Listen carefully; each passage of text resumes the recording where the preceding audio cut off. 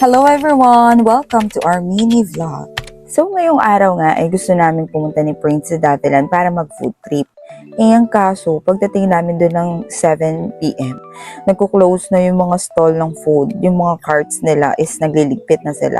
So ang ending is pumunta kami ni Prince na lang ng 7-Eleven at doon na lang kami nag-food trip. So ang pinaka-plano talaga is pagpunta sa Davilan is maglalatag kami ng sapen para makapag-picnic kami. Kaso pagdating namin doon, ang dilim and nagliligpit na talaga yung mga nagtitinda ng mga foods. Pero guys, napaka-relaxing dito kaya sayang. Kaya nagbiyahe na lang ulit kami from Carmona pabalik naman ng San Pedro para dito na lang mag-food trip sa taas. So pagdating namin dito sa may 7-Eleven sa may Langgam branch, pinapili ko lang si Prince na gusto niyang snacks kasi wala naman siya mabibili sa labas. So pinili niyang drinks is itong C2 kasi hindi na siya pwedeng mag-Yakult kasi nag-Yakult na siya kaninang umaga. Then, after ng drink, syempre, maghahanap naman siya ng snacks niya na gusto niyang atain habang nakatambay lang kami sa labas. 7 years old na si Prince, alam na niya kung anong gusto niyang kainin, kaya hinayaan ko na siya. Then, after niya, ako naman, so, bumili na ako ng kape ko, and then, siya is yung napili niyang snacks na kainin niya is KitKat. KitKat and Kisses yung isa sa mga favorite niyang chocolates na kinakain niya. Dito din naman sa may Langgam branch, medyo nakaka-relax din kasi yung cart dito ng coffee, meron kasi dito nagtitinda ng coffee, tapos cart lang siya, and masarap yung drinks nila guys, try nyo. Meron din silang nakareading tables and chairs para sa mga gustong magtambay lang saglit habang nagkakape, ayan. Meron silang sinet up na parang camping chairs. Tapos pinartneran ko lang itong coffee ko ng donut ng 7-Eleven.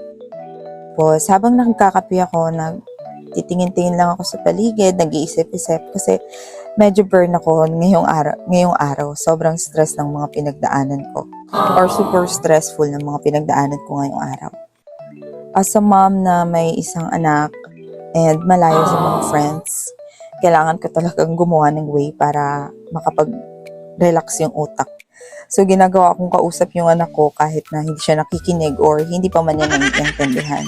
Minsan nga kung magkukwento ako sa kanya, yung sagot niya sa akin, papiloso po. Kasi sasabihin ko sa kanya, nak, sobrang sad ni mommy today. Sasabihin lang ng anak ko, huwag ka kasing maging malungkot. O, diba? Simple lang din naman pala yung solusyon. Natatawa ako kasi ang bigat-bigat na ng feelings ko. Tapos sasabihin lang niya na, wag ko nga naman gawin. Tama nga naman yung anak ko. Pero sa totoo lang guys, napakasarap ng ganitong feeling.